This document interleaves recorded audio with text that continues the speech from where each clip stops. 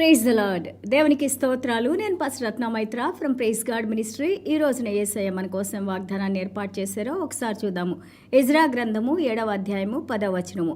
Ezra యెహోవా ధర్మశాస్త్రమును పరిశోధించి దాని చొప్పున నడుచుకొనుటకును ఇజ్రాయేలీలకు దాని కట్టడములను విధులను నేర్పుటకును దృఢ నిశ్చయం చేసుకొనెను.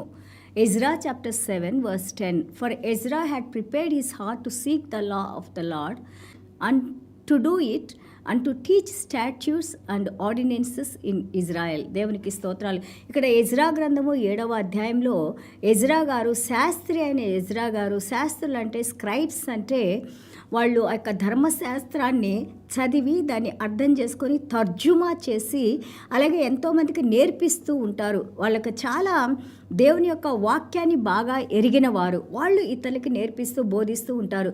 ఇక్కడ ఎజ్రా గారు బబులోన్ దేశం నుండి ఎజ్రా 7:9 మనం చూస్తే ఆ బాబిలోన్ దేశం నుండి ఆయన యెరూషలేం పట్టణానికి వచ్చారు.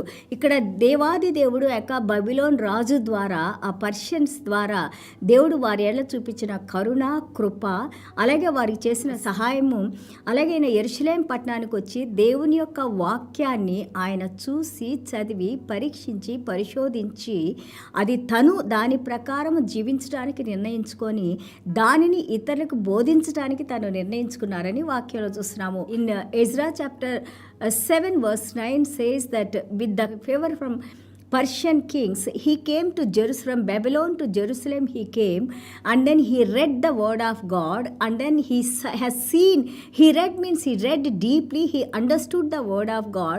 Not only that, he has decided to follow the word of God and also to teach to all the Israelites. దేవునికి స్తోత్రాలు. దేవుని వాక్యాన్ని మనం చదువుకున్నప్పుడు ఆ వాక్యం మనలో భయాన్ని కలిగిస్తుంది, అంటే దేవుని మీద గౌరవాన్ని కలిగిస్తుంది. వాక్యాన్ని చదివినప్పుడు ఈ వాక్యం ఇంతవరకే కాదు, నేను దాని ప్రకారం నడుచుకోవాలని మనం నిర్ణయించుకుంటాం. ఎందుకంటే దేవుని శక్తిని, దేవుని యొక్క ఆ యొక్క హస్తాన్ని మనం వాక్యంలో చూస్తాము. దేవుని గొప్పతనాన్ని మనం చూస్తాము. దేవుడు మనకి ఏమై ఉన్నారో మనం చూస్తాము. దేవుని వాక్యంలో దేవుని హృదయాన్ని మనం తెలుసుకుంటాము. దేవుని హృదయం మనల్ని ఏం చేయమని కోరుకుంటుందో మనం తెలుసుకుంటాము. దేవుని బిడ్డలుగా ఆయనకి విధేయత చూపించడానికి, దేవుని రక్తం చేత కడగబడిన మనము ఆయన హృదయానికి దగ్గరగా రావడానికి మనకి దేవుని వాక్యం కనెక్ట్ చేస్తూ ఉంటుంది. ప్రిపేర్డ్ హిస్ హార్ట్, ఆయన హృదయాన్ని ఆయన సిద్ధపరచుకున్నారు.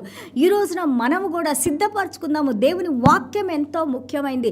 దేవుని వాక్యాన్ని మనం చదవాలి. దేవుని వాక్యం ద్వారా మనం మాట్లాడాలి. దేవుని వాక్యాన్ని మనం పంచిపెట్టాలి. దేవుని వాక్యం గురించి మనం వివరించి చెప్పాలి. దేవుని వాక్యంలో శక్తి ఉంది, వెలుగు ఉంది, జీవం ఉంది, సమృద్ధి జీవం ఉంది, మనకి లాంగ్ లైఫ్ ఉంది, దీర్ఘాయుషు ఉంది, ఘనత ఉంది, సంపద ఉంది, ఆనర్ ఉంది. ఇవన్నీ కూడా దేవుని వాక్యంలో ఉంది. కాబట్టి ఈ రోజున వాక్యం వింటాం. మనందరం కూడా దేవుని వాక్యం చదవటానికి, దేవుని వాక్యాన్ని అర్థం చేసుకుంటానికి, దేవుని వాక్యంలో మనం జీవించడానికి మన హృదయాన్ని ప్రిపేర్ చేసుకోవాలని ఈ రోజున దేవుడు నీతో నాతో మాట్లాడుతున్నారు. బైబిల్ గ్రంథం అంతా దేవుడు మాట్లాడితే మనకి దేవుని వాక్యం ద్వారా, దేవుని వాక్యమే యేసయ్యని మనం నేర్చుకున్నాము. యేసయ్య మనతో మాట్లాడుతూ ఉంటారు, యేసయ్య మనకి బోధిస్తూ ఉంటారు. యేసయ్య మనకి ఆ రోజున ఎజ్రా వాళ్ళకు బోధించారు. ఈ రోజున యేసయ్య ఆత్మ మనకు బోధిస్తూ ఉంది. దేవునికి స్తోత్రాలు. Are you prepared? నువ్వు సిద్ధపాటుగా ఉన్నావా? యేసయ్య ఏమన్నారు? మత్తయి సువార్త 25వ అధ్యాయంలో వెయిట్ అండ్ వాచ్. ఏ విధంగా బుద్ధిగల కన్యకలు వాళ్ళు సిద్ధపాటుతో ఉన్నారో అదే సిద్ధపాటుతో నువ్వు నేను ఉండాలని ఈ రోజున యేసయ్య మనతో మాట్లాడుతూ ఉన్నారు. ఫర్ చేంజ్, మార్పు కావాలి మనకి. చూడండి, అపోస్తల కార్యాలు 16 మనం చూస్తూ ఉంటుంటే లిడియా, ఆమె ఊదా వస్త్ర రంగాలు అంటే గొప్ప గొప్ప వస్త్రాలు, రాజులు ధరించే వస్త్రాలని ఆమె బిజినెస్ చేసే వ్యక్తిగా మనం చూస్తున్నాము. ఇమాజిన్ చేయండి, కొత్త నిబంధన కాలంలో ఒక స్త్రీ, బిజినెస్ చేసే స్త్రీ ఎప్పుడైతే ఆ యొక్క మన అపోస్తల పౌలు గారి వాక్యాన్ని వినిందో, ఆయన చెప్పిన సువార్తను వినిందో, ఆమె హృదయాన్ని దేవుడు తెరిచారు అని ఉంటుంది. God open her heart to receive the word of God. ఆమె ఆ యొక్క వినిన మాటకి ఆమె విధేయత చూపించి తను రక్షణ వచ్చి తన కుటుంబం అంతా కూడా రక్షణలోకి రావడానికి దేవుడు ఆమెకి సహాయం చేశారు. అదేవిధంగా మన హృదయాలను కూడా తెరిచి చీకటి అంతటిని తీసివేసి, అవిధేయతను అంతటిని తీసివేసి, ఆ యొక్క అర్థం కాని ఫూలిష్నెస్ని దేవుడు తీసివేసి ఈ రోజున క్లారిటీ మనకి ఇవ్వాలని మనం ప్రార్థన చేసుకుందాము. And how to prepare your heart, ఎలాగ మన హృదయాన్ని సిద్ధపాటు చేయాలి? దేవుని వాక్యం వినడం ద్వారా, దేవుని వాక్యం చదువుకోవటం ద్వారా, దేవుని వాక్యానికి మనము విధేయత చూపించడం ద్వారా, ఆ విధేయత చూపించిన దేవుని వాక్యం ద్వారా కార్యాలు క్రియలు కూడా మనం చేస్తూ ఉండాలి. Not only the hearers of the word, but you have to be like a doer of the word. Whatever takes you away from the Lord, you should not be obedient to that one. ఏదైతే మనల్ని దేవునికి దూరంగా ఉంచుదో వాటి దగ్గర నుంచి మనం దూరంగా ఉండాలని ఈ రోజున దేవుడు మనకి నేర్పిస్తున్నారు. Give priority to the word of God. ప్రథమ స్థానాన్ని దేవుని వాక్యానికి మనం ఇవ్వాలి. హోషియా 10:12 అన్నారు, he said sow yourself in righteousness అన్నారు. నువ్వు ఈ యొక్క గింజలు నాటేటప్పుడు అది నీతి కలిగిన గింజలు, నీతి కలిగిన పంటని నువ్వు పండించడానికి గింజలు నాటమన్నారు. ఫాలో గ్రౌండ్ బ్రేక్ చేయమన్నారు.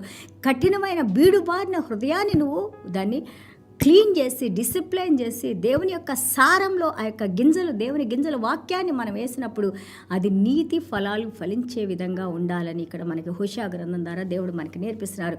అండ్ రీప్ ఇన్ మర్సీ, కనికరంలో నువ్వు వాటిని కొయ్యాలని అంటున్నారు. Your works has to be like కనికర కార్యాలు, ఇతరులకు సహాయం చేసే కార్యాలు. Seek the Lord till he comes and reigns. దేవుని మనం వెతకమన్నారు. ఆయన వచ్చి మన మీద ఆ యొక్క తొలకరి వర్షాన్ని మన మీద కురిపించి ఆ పంటలన్నీ కూడా మంచిగా పండటానికి దేవుడు సహాయం కోసం మనల్ని కోరుకోమంటున్నారు. అండ్ ఆల్సో ఇక్కడ మనం చూస్తూ ఉంటే గాడ్ గేవ్ ఫేవర్ టు మన ఎజ్రా గారికి. దేవుడు ఆ యొక్క రాజుగారి ద్వారా ఫేవర్ని, కటాక్షాన్ని కలిగించి ఆయన యెరూషలేం పట్టణానికి వెళ్ళి దేవుని వాక్యం చదువుకుంటానికి, పరిశీలించడానికి, పరిశోధించడానికి, ఆ వాక్యాన్ని అర్థం చేసుకుంటానికి, ఆ చదువుకున్న వాక్య ప్రకారం తను జీవించాలని నిర్ణయించుకుంటానికి, అంతేకాదు ఇతరులకు బోధించడానికి కూడా దేవుడు ఆయన హృదయాన్ని సిద్ధపరిచారు. అదేవిధంగా పరిశుద్ధాత్మ దేవుడు మన హృదయాలు కూడా అనుదినము మనకి ప్రతిరోజు దేవుని వాక్యాన్ని నేర్పిస్తున్నారు. నువ్వు నేర్చుకున్న వాక్యాన్ని నీలోనే ఉంచుకోవద్దు, అది ఎంతోమందికి షేర్ చేయండి, వాళ్ళు కూడా వాక్యం వినడానికి సహాయం చేయండి. ఈ మాట మేము ఎప్పుడు చెబుతాం, మీ దగ్గర నుంచి మేము ఏమీ కోరుకోవట్లేదు.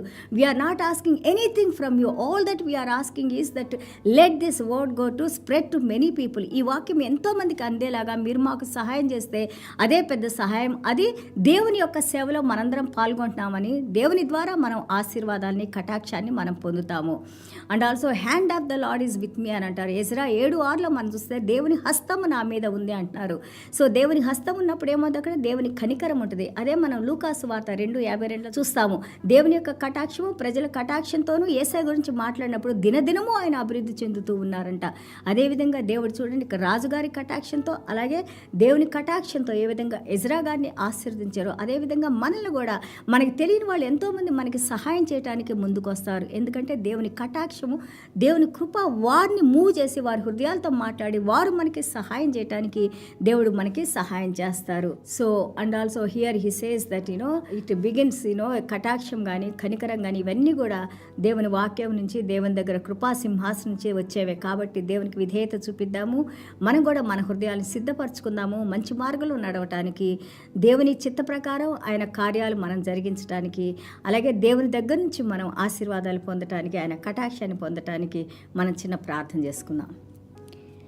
యేసయ్యా మీకు వందనాలు, స్తోత్రాలైనా. Thank you Jesus. ఎంత అద్భుతంగా నాయన మా హృదయాలను మీరు ప్రిపేర్ చేయండి నాయన. మా హృదయంలో ఏదైతే నాయన ఈ యొక్క ఆ గింజల్ని ఏ పక్షులు తినిపోకుండా నైనా, ఏ ముళ్ళు నైనా వాటిని ఎదగకుండా ఆపకుండా నైనా, పరిశుద్ధాత్మ దేవ మా హృదయాలను మీరు శుద్ధీకరించి నాయనా ప్రభా, ఆ లేటర్ రెయిన్ పరిశుద్ధాత్మ దేవుడు అనే వర్షాన్ని మా హృదయాల్లో కృమ్మరించి నాయన, జీవజలాల్ని ప్రవహింపజేసి నాయన, మేము వినిన ప్రతి వాక్యం కూడా నూరంతలుగా ఫలించడానికి నాయన, అది ఎంతోమందికి మేము రుచి చూపించడానికి నాయన, మీ వాక్యం యొక్క వెలుగును మేము చూపించడానికి తండ్రి సహాయం చేయండి నాయన. మీ వాక్యం మమ్మల్ని స్వస్థపరుస్తుంది నాయన ప్రభా. ఈ వాక్యం ద్వారా నాయన ప్రభా మీరు మమ్మల్ని నాయన, మా కుటుంబాన్ని నాయన, మీ రక్షణలో ఉన్న ప్రతి ఒక్క బిడ్డని మీరు ముట్టిన ఆయన ప్రభా, సహాయం చేసిన ఆయన, కృప చూపించిన ఆయన, కరుణించిన ఆయన, మీరే మహిమ ఘనత ప్రభావాలు పొందుకోమని యేసయ్య దివ్యమైన నామములో తండ్రి ఆశీర్వదించి ప్రార్థన చేస్తున్నాం తండ్రి.